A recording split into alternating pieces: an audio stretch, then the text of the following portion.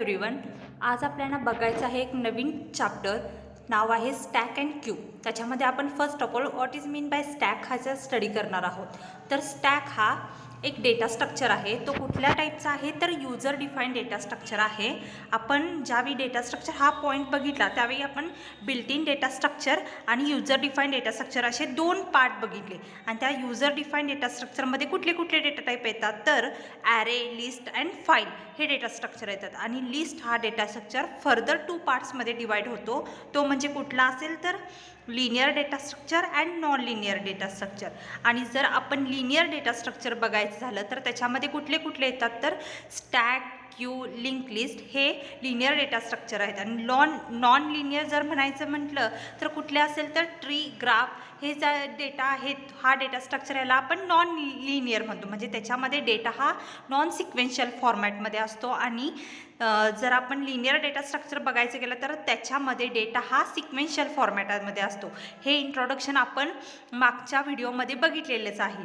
Okay, कुठला video बघितला असेल तर डेटा स्ट्रक्चर हा पॉईंट आपण ज्यावेळी स्टडी केला त्याच्यामध्ये मी युजर डिफाईन डेटा टाईप आणि बिल्ट इन डेटा टाईप हे पॉईंट सगळे डिस्कस केलेले आहेत. आज आपण एक युजर डिफाईन डेटा टाईप बघायचा आहे. तर युजर डिफाईन डेटा टाईपमध्ये लिनियर डेटा स्ट्रक्चर आपण स्टडी करणार आहोत आणि त्यामध्येच आपण स्टॅक हा डेटा स्ट्रक्चर बघायचा आहे. ठीक आहे, तर ॲक्च्युली स्टॅक म्हणजे काय हा क्वेश्चन आला असेल तर स्टॅक हा लिनियर डेटा स्ट्रक्चर आहे. आणि स्टॅक म्हणजे काय? Stack is a order of collection of element.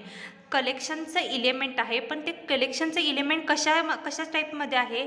स्टॅकमध्ये काही आपण इलेमेंट ॲड करतो आणि डिलीट करतो. म्हणजेच काय? इन्सर्ट आणि डिलीट हे ऑपरेशन परफॉर्म करतो आणि त्यालाच आपण स्टॅकमध्ये पुश अँड पॉप हे ऑपरेशन म्हणतो. ठीक आहे, तर फर्स्ट आपण बघूया. Stack is a order collection of element where the element can be inserted or deleted at only one end is called as stack. म्हणजे स्टॅकमध्ये आपण इलेमेंट काय करतो? इन्सर्ट करतो आणि डिलीट करतो.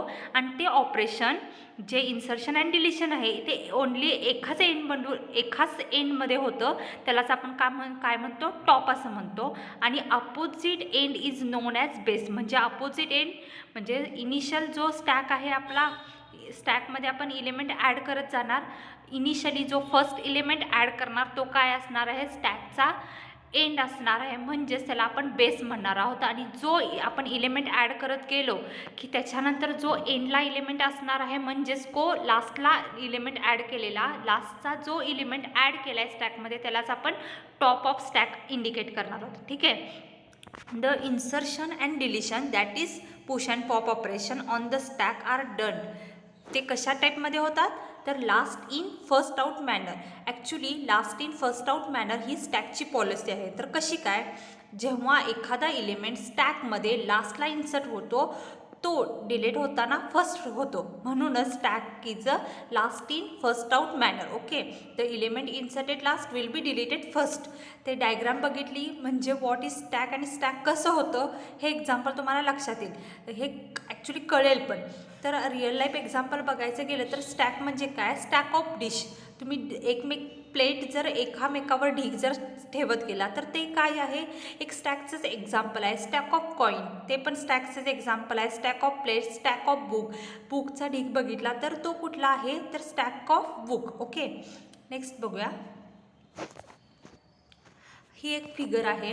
कुठली आहे तर the figure show concept of stack using example of stack of book. तर स्टॅक ऑफ बुकचं हे एक्झाम्पल आहे. ठीक आहे, त्याच्यामध्ये काय केलं आहे तर इनिशियली C++ची बुक आहे, त्याच्यावर OOP, त्याच्यानंतर जावा आणि त्याच्यानंतर पायथॉन हे टोटल 4 बुकचा स्टॅक आहे. ठीक आहे, मला जर C++ बुक रिमूव्ह करायचे आहे म्हणजेच पॉप करायचे आहे म्हणजेच डिलीट करायचे आहे तर C++ची बुक काढण्याआधी मला बाकीच्या वरच्या सगळे बुक्स काढावे लागणार. म्हणजेच इनिशियली पायथॉनची बुक रिमूव्ह करावी लागेल, त्याच्यानंतर जावा, त्याच्यानंतर OOP आणि नंतर मला C++ची बुक घेता येणार आहे.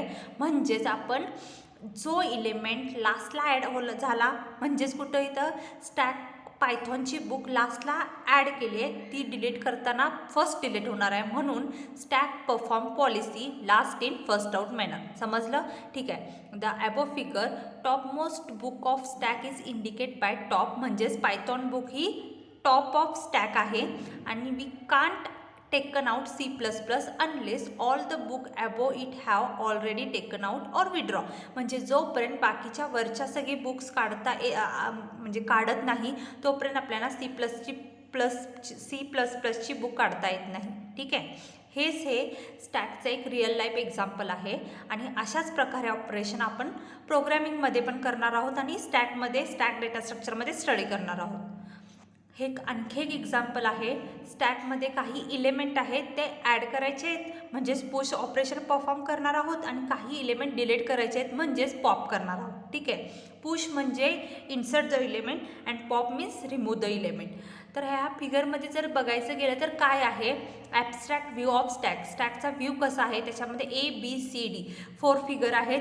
तर फर्स्ट ऑफ ऑल काय केलं आहे, इनिशियली ए फिगरमध्ये 12, 74, 23 हे इलेमेंट इन्सर्ट केले आहे आणि त्याच्यामध्ये एक 19 हा इलेमेंट नवीन पुश करायचा आहे म्हणून आपण ॲरो करून पुश 19 केले आहे. म्हणजे फिगरमध्ये एंडला काय येणार आहे, जर बी तुम्ही बघितला तर बीमध्ये 19 हा इलेमेंट ॲड झालेला दिसतो. आणि पुन्हा एकदा पुश काय करणार आहे आपण ऑपरेशन, पुशिंग व्हॅल्यू 5 ही व्हॅल्यू त्या स्टॅकमध्ये ॲड करणार आहोत. ठीक आहे, तर ती व्हॅल्यू ॲड झाल्यानंतर सी फिगरमध्ये बघा टोटल आपण 2 व्हॅल्यू ॲड केल्या 19 अँड 5. म्हणजे सी ही डायग्राम बघितली तर काय आहे, result is stack after 90 and 5 are added. म्हणजे 19 आणि 5 ही व्हॅल्यू ॲड केल्यानंतर आपल्याला फिगर कशी दिसते ही डायग्राम आपण सीमध्ये बघितला आहे. त्याच्यानंतर काय लास्टला डी डायग्राममध्ये पॉपिंग टॉप व्हॅल्यू म्हणजे 5 ही व्हॅल्यू रिमूव्ह करायची आहे. ज्यावेळी रिमूव्ह होणार, जर टॉप रिमूव्ह करायचा असेल तर आपण काय करतो, जो लास्टचा इलेमेंट आलेला आहे तो आधी डिलीट होतो म्हणजेच आधी पॉप होतो. त्यामुळे इथं 5 ही व्हॅल्यू आधी पॉप होणार आहे. ठीक आहे, पॉप व्हॅल्यू झाली त्याच्यानंतर स्टॅकमध्ये काय इलेमेंट राहिले 12, 74, 23, 90. ठीक आहे, कळालं स्टॅकचं ऑपरेशन काय होतं. स्टॅकमध्ये पुश आणि पॉप हे 2 ऑपरेशन परफॉर्म केले जातात. पॉप कधी होतं, जो इलेमेंट स्टॅकला लास्टमध्ये आलेला आहे तो डिलीट करताना म्हणजेच पॉप होताना फर्स्ट डिलीट होणार आहे. ठीक आहे, आणि इन्सर्शन आणि आपलं डिलीट हे म्हणजेच काय पुश आणि पॉप ऑपरेशन स्टॅकमध्ये अशा प्रकारे परफॉर्म होतं. स्टॅक हा डेटा स्ट्रक्चर म्हणजे काय कळाला, स्टॅक हा लिनियर डेटा स्ट्रक्चर आहे. त्याच्यामध्ये पुश आणि पॉप ऑपरेशन केले जातात आणि ते कसे होतात तर last in first out he policy वापरून आपण इलेमेंट पुश आणि पॉप केले जातात. बाकीचे पॉईंट नेक्स्ट लेक्चरमध्ये बघूया.